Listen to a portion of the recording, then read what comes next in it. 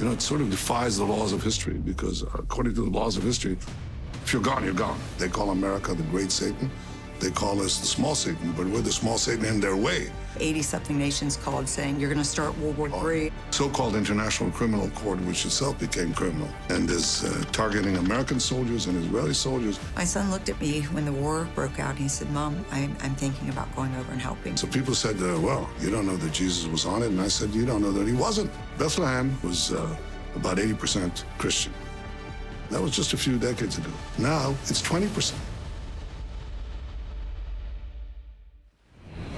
Hello, everyone. I am so excited to welcome you to a special Daystar presentation connecting Christians and Jews in the spirit of faith. We love the nation of Israel and believe that the power of God can transform lives and make an impact in the Holy Land, which is why we are presenting to you an exclusive interview with Paula White and Prime Minister of Israel, Benjamin Netanyahu. So get ready to be inspired and receive insight on the significance of moving the capital to Jerusalem, the importance of faith in families, and much more. I'm praying that you would invite the Holy Spirit to have his way in your heart as you watch. Enjoy.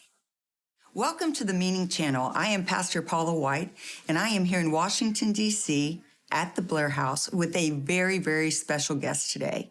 It is such an honor to be with the Prime Minister of Israel, Benjamin Netanyahu.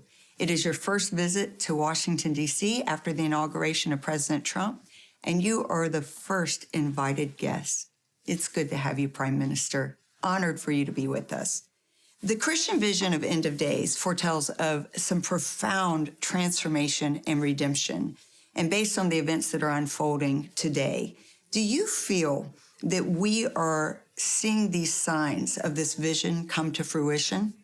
First of all, that vision of the return of the dispersed people to the Holy Land, the reconstitution of Jewish sovereignty in our ancient land, guided us through centuries, and people didn't believe that it would happen. You know, we said century after century after century, next year in Jerusalem, next year in Jerusalem. It wasn't just a prayer. It became a call for action. And in the late 19th century, it began to be realized by a great prophet, like a modern Moses, that's Theodore Herzl, who said, this is not just a dream, it has to be realized. And we made our way back, fought for our independence, against all odds won. That's a miracle by itself. Yes. Reconstituted our capital, our ancient capital, Jerusalem. It's been our capital for 3,000 years, since the time of King David. That's a miracle. I think this is a string of miracles by themselves. You can explain it in various ways, but I think there is something that defies, it sort of defies the laws of history, because according to the laws of history, if you're gone, you're gone. You don't come back. Well, we came back. And now, having come back, we are poised to meet the challenges that face us and perhaps expand the circle of peace. I intend to work very closely with Donald Trump. I don't think we've ever had a friend like him at the White House, and we've had friends, but nothing so powerful as him. He recognized Jerusalem as our capital, you know? I mean, you think, why didn't the others do it? I mean, it's only been our capital for 3,000 years, odd, but direct. He just did it. Then he moved the American embassy to Jerusalem. He recognized our sovereignty in the Golan Heights, which is also mentioned in the Bible many times. And he got out of this disastrous Iran nuclear deal.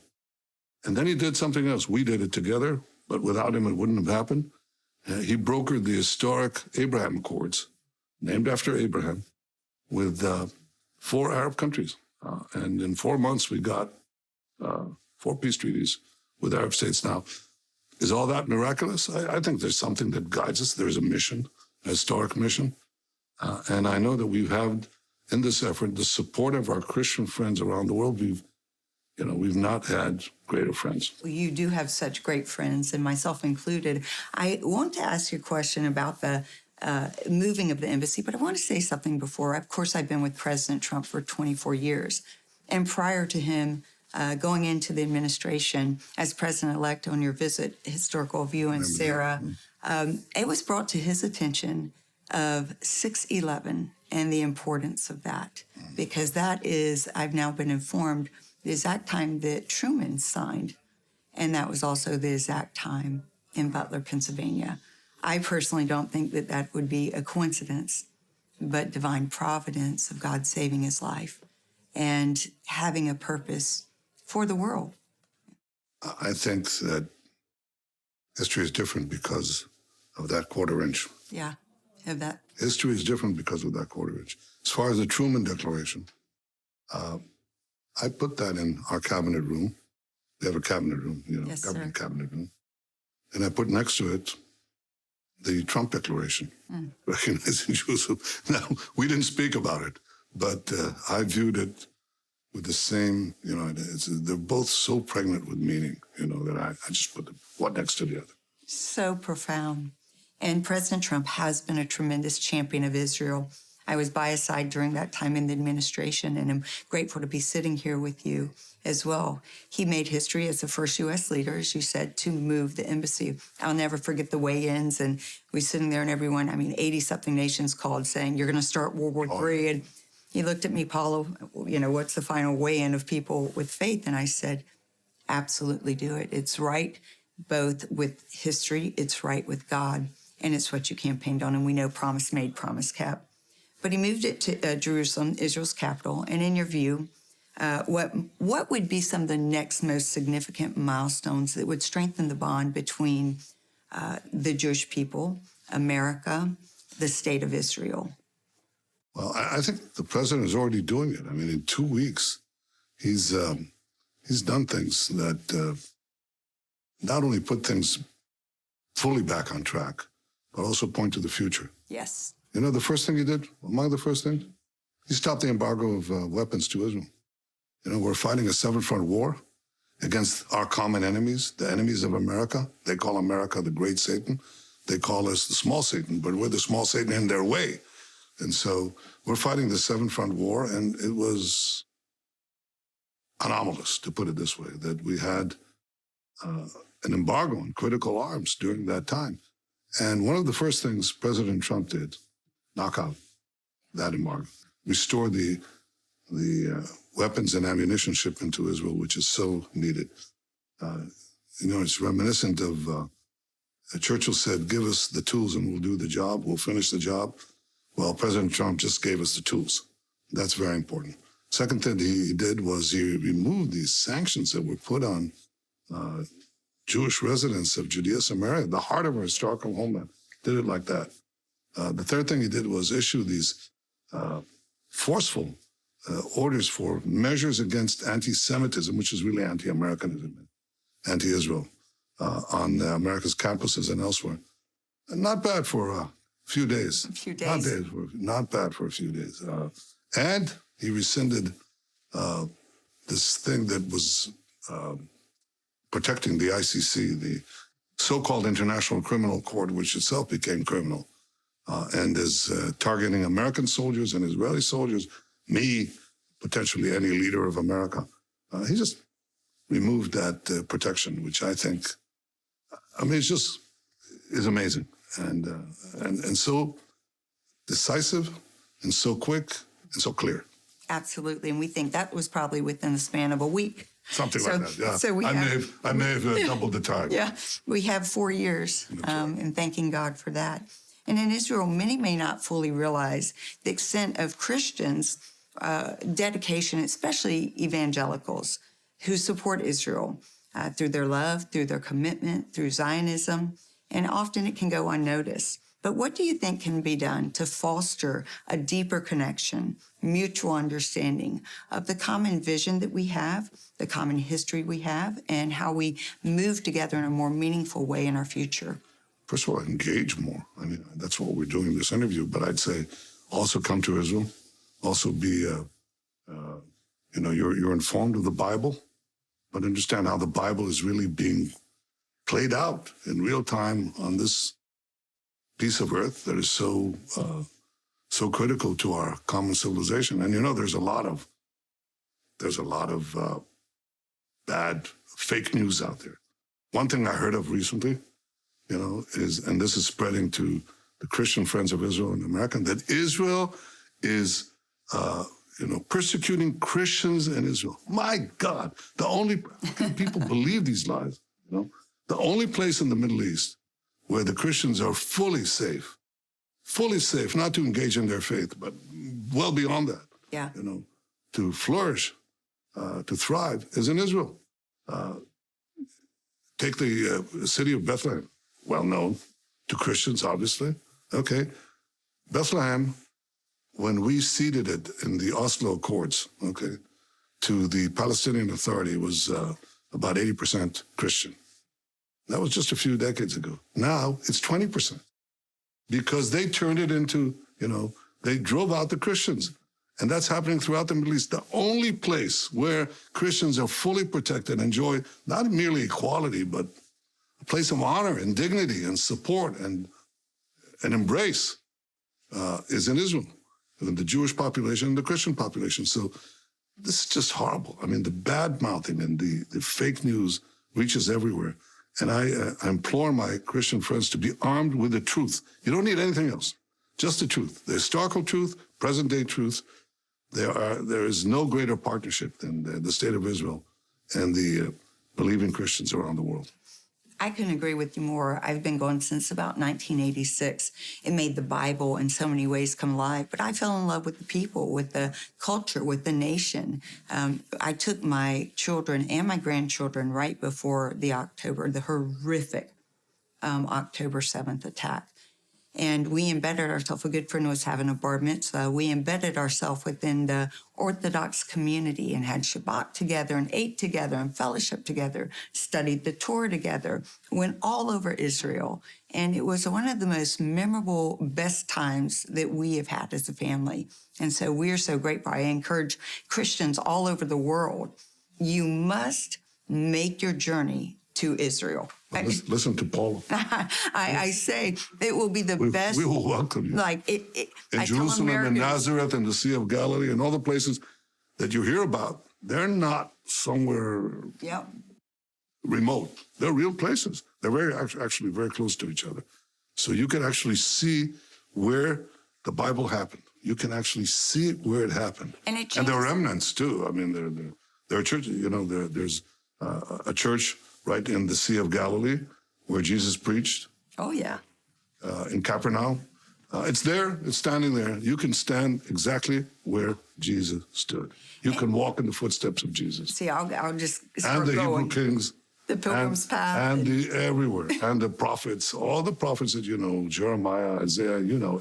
It's so life transforming. I love going up to Shiloh this past time where Hannah prayed and just meditating there and seeing just the richness of the Bible in its entirety.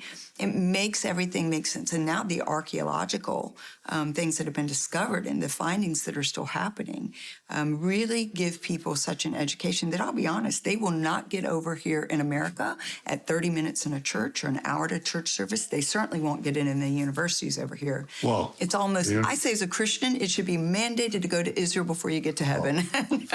I'm so with I'd say come to Israel and be critical of what you get not in the universities. I think in the elite university, there's been almost a closing of the American minds. Yes. Closing of young minds, reversing the truth. Israel is the problem in the Middle East. No, Israel is the solution in the Middle East. Absolutely. Israel is the enemy of the United States. Israel is the friend of the United States. Israel, in many ways, is confronting the very enemies that would like to destroy America. And unfortunately, this rot has entered into the campuses. There are all sorts of NGOs that were doing this. Unfortunately, Qatar was doing this. Yes, of course. They were giving a lot of this stuff, promoting a lot of this stuff. And you see it, unfortunately, in Al Jazeera, too, in Arabic. Just promoting this anti-Americanism and anti-Zionism, which is weaved together. And I would say it's time for a change. And I think Donald Trump is bringing that change. And good for him. It's about time.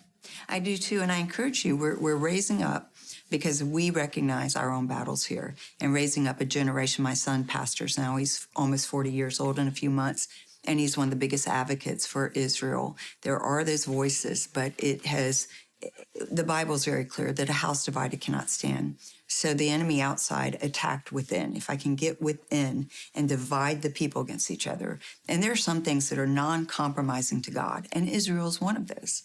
And with a biblical view as a Christian, you must understand. I told Niv, I said, I can be, you could be Jewish without being Christian, but you cannot be Christian without understanding the roots of Judaism. It's impossible. Which is, and the roots of Christianity are embedded. Absolutely. And Judaism, as you know, but it's not accidental that the founders of Israel, even though many of them were secular, they were also imbued with the Bible. So Sarah's father is a scholar. Well, he was a poet and a writer, but he was a great biblical scholar and a teacher of the Bible. So he in fact was a member of David Ben-Gurion's first Bible study group. David Ben-Gurion was our first prime minister. And it's so significant how significant the Bible was for him in that generation. Even the secular leaders among them believed that the Bible was the foundation of our existence and of our renewal. So they had a Bible study class of which my late father-in-law was a member. And one time we brought my wife, Sarah, she was a little girl, to that place where they met. And many years later, I renewed the Bible study group in the Prime Minister's residence because I believe that the Bible is the foundation on which we stand. By the way, 3 of Sarah's brothers were national Bible quiz champions. We have a Bible quiz. It's tough. Yeah. And they were champions. And our son, at the age of 15, was a national Bible champion, too. So we've got the Bible running strongly in my family. I so admire this because one of the things with Judaism and Israel is there is such an understanding of your faith. People really study the Torah, study the Word of God, and the importance of that. As you kind of mentioned before, we touched on this, that there's this false narrative going out to America, particularly through the fake news, through probably outlets and maybe even people that have been, I always say, follow the money trail and find out, why someone's saying what they're saying. Or because in America, I would, if I'd be in a city and I would see these protesters that were against America, against Israel, I'd try to go up and sometimes speak to a few of them. They had no idea. They don't have a clue. Not a clue what they were even, quote unquote, protesting. I started thinking, they're being paid, really. I mean, I thought, like, what are they, and it wasn't nearly as big as the media would make it look. It was a very small handful of people. But let's talk about that, because around the world there are, President Trump might call them some bad actors, and then there are good countries and countries that are not. Israel is it's the religious right, but it's also geopolitically right, the only place of democracy in the Middle East. And some of that messaging has come from other countries. Maybe it's Iran, Qatar. Talk to me about some of the things that we fight here in America that people might not recognize. Well, I think you're right. Iran has been sponsoring this, but Qatar has to choose. I think our newly appointed ambassador says, you can't fund the arsonists and the firefighters at the same time. You can't do that. So you have to choose. Which side are you on? Yeah. You can't play all sides. Choose. They recently helped us with the ceasefire, the temporary ceasefire. But they were hosting these Hamas terrorists. Choose. Yeah. Choose. If that choice is made stark and clear, I think it'll help everyone. It'll help everyone in the Middle East, everyone in the world. And it will help also get the facts straight. The most important thing is people have to, you say they have to get the facts straight. They don't know any facts. They don't even have crooked facts or false facts. They don't know anything. Yeah. They just say, Israel is the bad guy, and they go in.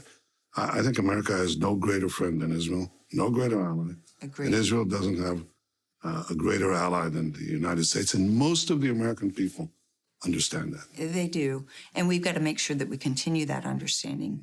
Because as you said, Prime Minister, there's the little devil, the big devil in that ideology. That's right. And if people understood for many in a very terrorist mindset or an ideology that are raised that way, it is death to America. And they might not be speaking that. They are. They do? They are. They do? They are.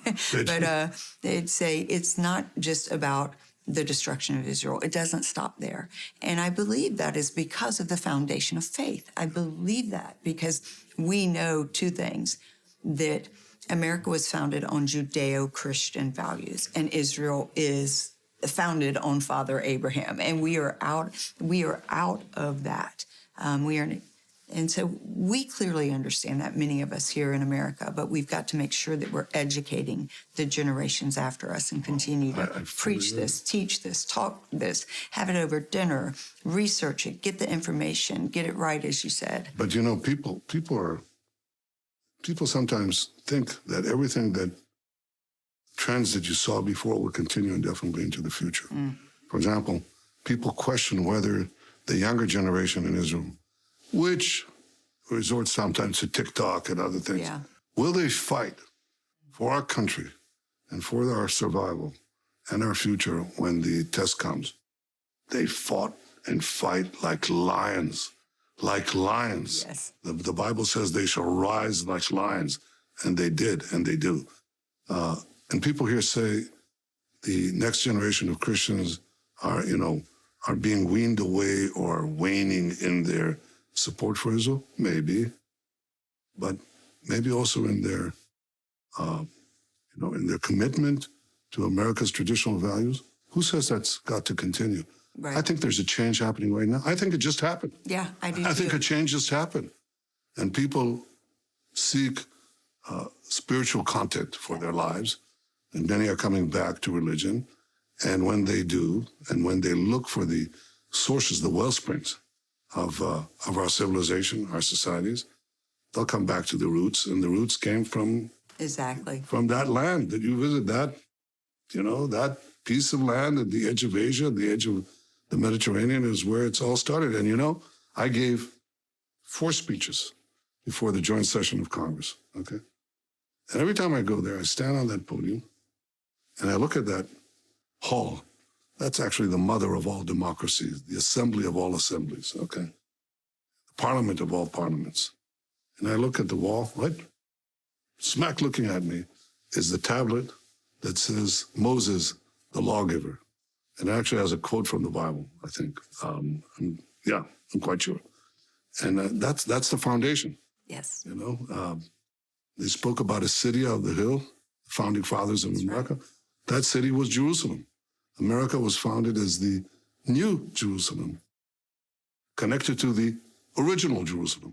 And that's a partnership that I think is not going to disappear. I think we may be at a cusp, at a turning point, where that enthusiasm, in fact, is re-energized. And I think it's going to happen. I do too. And let me encourage you with this, because I'm sure there's, the fake news media all over the world. America right now is experiencing a 22% increase in Bible sales. Really? Huge. And then churches are actually, what is growing are young churches. So, and when I say that, a demographic, the people that are returning are going to church for the first time by the droves. The percentages that are increasing the highest are men that are under 30. So Paul, you just gave me an idea. Yeah, you just gave me an idea. Okay? So I have this Bible study thing, right? To be honest, the war got in the way. Although I read the Bible during the war, but I didn't have time to assemble people. So my idea is this. Just coming out of this interview. So we do this internet Bible study group, and we bring in English speakers, and we take a portion of the Bible and we discuss it. And I think that may actually, let's see how that goes. That would be phenomenal. Phenomenal. If anyone could handle the technology of that, that is Israel. We know that it would be able to make sure that I'm not worried about the technology. I think it's the content. The content that will capture people's imagination. And I was going to say the content, because I feel like one of the most blessed people on earth. I really do. Hashem, God has been so good to me. And I feel like because I've gone to study Judaism for years and years, and not just with my evangelical friends, which it started that way. I was like, there's got to be more. Teach me this. I wanted to understand the foundation so much, but with great scholars and rabbis who have done that for me and helped me understand Jewish thought. So that's so important to understand the Bible and how That's how how it's being Christianity interpreted. emerged. It Yes. emerged from its Judaic roots. I mean, Jesus was teaching in the Galilee. Absolutely. And as I said, if you come to Israel, you'll see two things that will amaze you.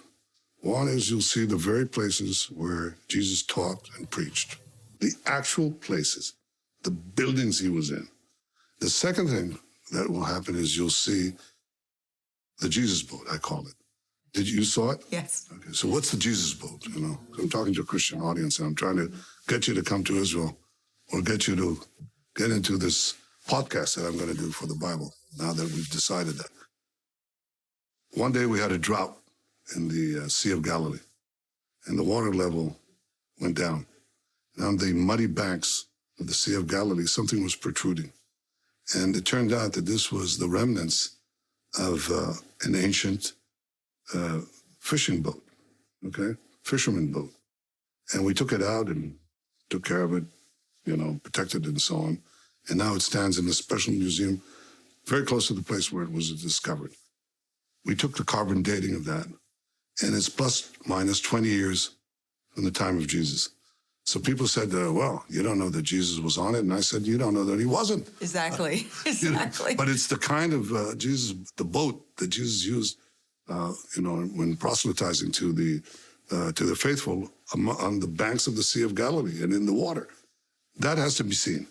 So what I'm trying to say is, if you're a Christian and you study the Bible and you're a believer and you want to immerse yourself in the common origins of our heritage, then come to Israel and see the actual places where all these things took place, and also learn the facts about ancient Israel and modern Israel. You have no greater friend. Well, it's And we have no greater friend than our Christian. I was going to say, as a Christian, it's our homeland. You have to go to your homeland and understand. It made everything, I cannot overemphasize this. My first visit, and I've had, so many since, I go all the time, since 1986, made the Bible come alive. And there's just nothing that can do that. But when you go to Israel, Holy Spirit just enlightens you, and it makes sense. So I have a few things and questions about the relationship between Judaism and Christianity that's inspired by a verse in the Bible in Ephesians chapter 2. It says that Christians are no longer strangers and aliens, but we are fellow citizens with God's people and members of the household. Have you sensed in recent time an attraction of growing love of Judaism by Christians? Yeah, I find it in unexpected places in the heart of Africa. Oh, yeah. A lot. In Asia, Yeah. in Japan, in Korea, in Russia, Yeah. in China. I mean, it's quite amazing. And in South America, of course. It's pretty miraculous, isn't it, to see No, this? we always knew the traditional places. First of all, the United States, which always had this, from its foundation, this tremendous connection. But we saw it in Scandinavia. We saw it in, in parts of Europe, but in the Philippines, very interesting the way this has developed.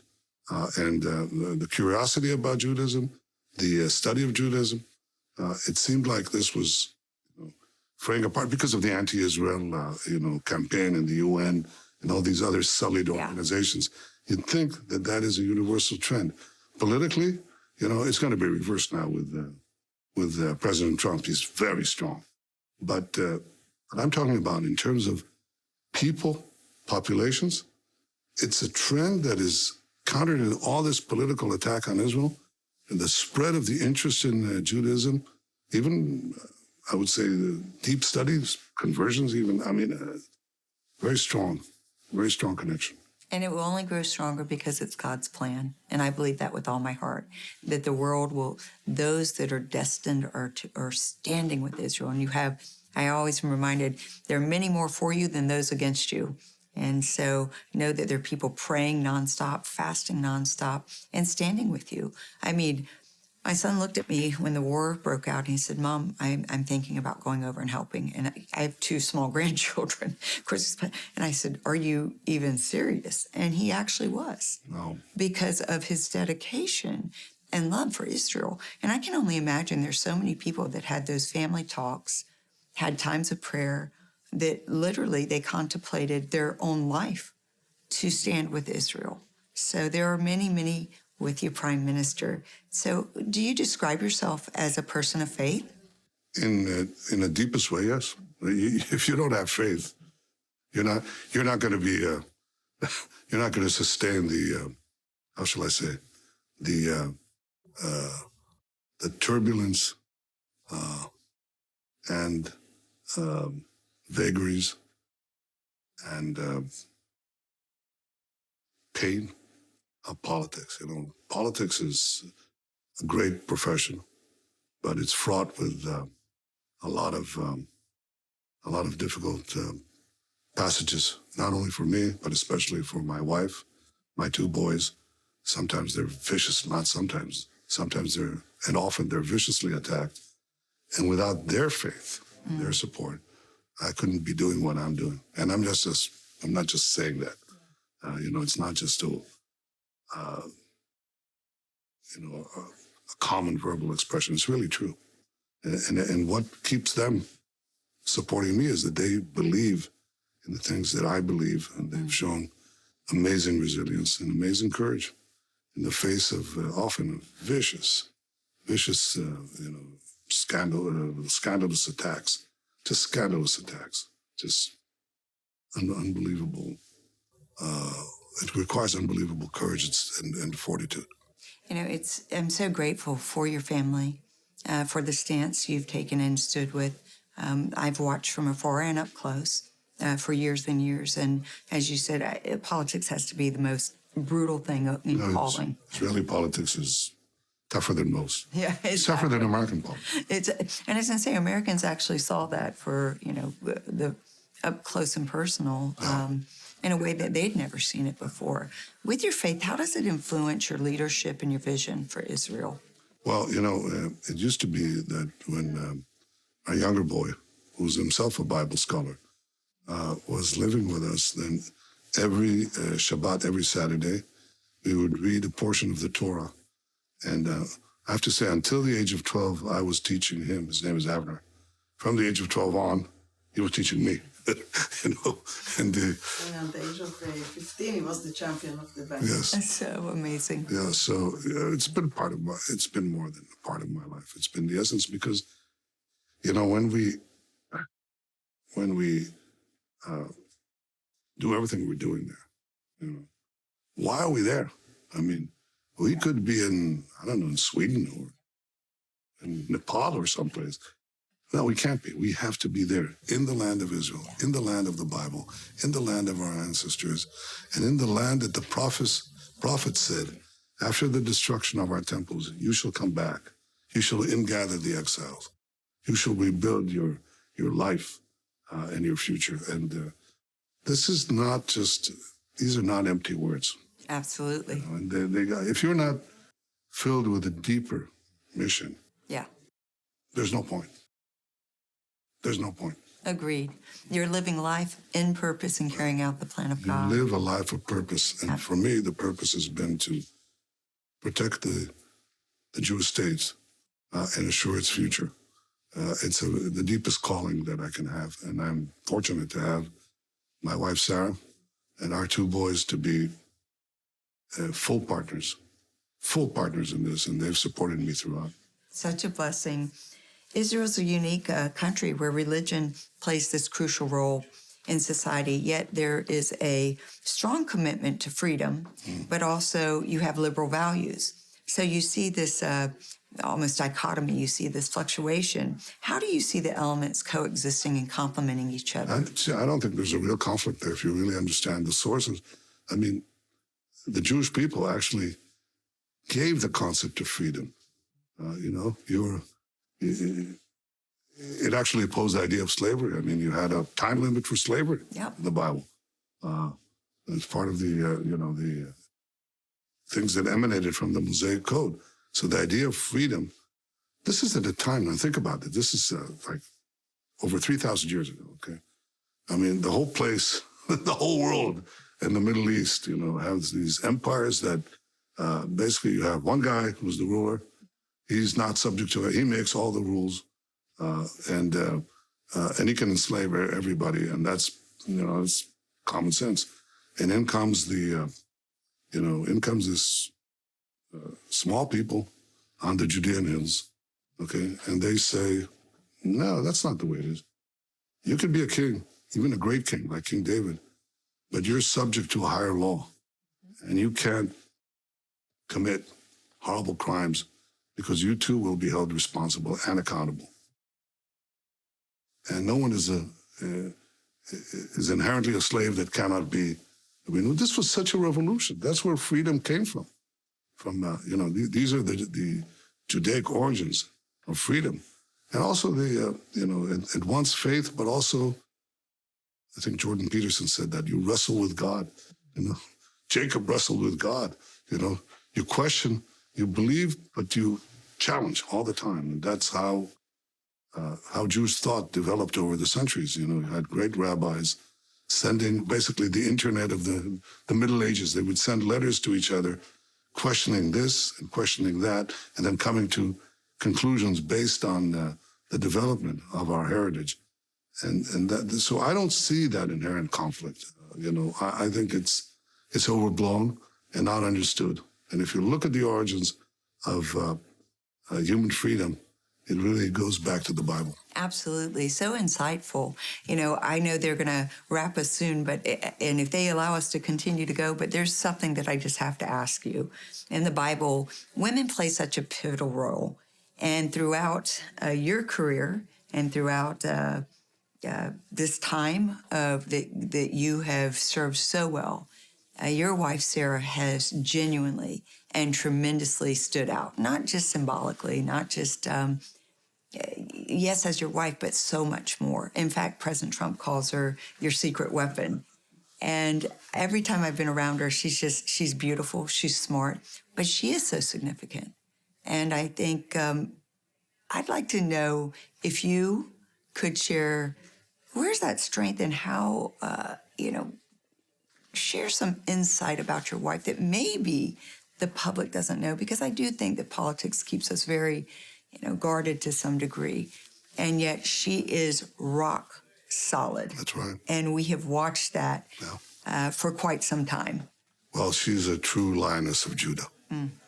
She has her wellsprings of faith come from her father and her mother, who were, as I said, her father was a biblical scholar and her mother was just a very, very forceful, kind and forceful believer in the Jewish traditions and the Jewish faith. I was very fortunate to have her on my side because she gave me sustenance in the worst of times. Not only me, she not only supported me, she supports children with cancer, wounded soldiers, lonely soldiers. We have lone soldiers who come from many countries to serve in the Israeli army, and they're alone, and she's helped them. She's supported families who lost with fallen soldiers. She goes to the families. She's a psychologist by profession, so she really connects with the people. And she just doesn't visit it like, you could say, okay, she's the wife of the prime minister. She has to sign off to say, I visited a bereaved family. No, she stays there for hours, and they connect, and then they turn to her for help. And she does that while she's acting as her job is to be a child psychologist in the Jerusalem municipality. So, and unfortunately, of course, she gets maligned. Listen, we have political opponents. They do horrible things, which you're familiar with here. But it turns out that over the years, just a growing number of Israelis in our public appreciated her strength of character. Yes. And the durability of her values. And I'll tell you, I wouldn't be here without her. Prime Minister, there's no better way to close than that, because I believe, it's been said, behind every great man is a really great woman. And I'm so grateful for you, for Sarah and your family, and the strength of your life and this calling. So thank you, because we know your contribution to the world, to our faith, and to our nation. Thank you so much, Prime Minister. Thank you, Paul. It's an honor. We hope you've enjoyed this exclusive interview with Paula White and, of course, the Prime Minister of Israel, Benjamin Netanyahu. It's because of the Meaning Channel that Daystar is able to bring content like this right into your homes. As always, our 24-hour prayer line is here if you need it. Just call the number on your screen. One of our prayer partners will be there to agree with you in prayer, no matter what you're facing today. If this program has impacted your life, we want to hear about it. Be sure to let us know by commenting on our social media platforms. And we also ask that you will continue to pray for the peace of Jerusalem. And you can always catch up by watching online at daystar.com/on-demand. Remember, we love you, and from the entire Daystar family, thank you for watching. If you need prayer, continue to call. If you don't know Jesus, if you haven't invited him into your heart, you can do that right now. Just say, Jesus, I need you right now, and he'll meet you right where you are. We'll see you next time. Bye-bye for today.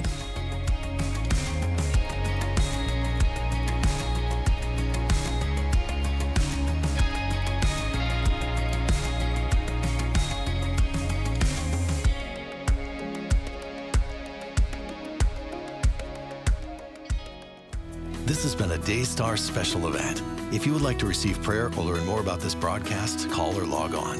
You can also watch this and other programs in full with Daystar On Demand online at daystar.com. This program was made possible by the generous donations of our Daystar partners and viewers like you.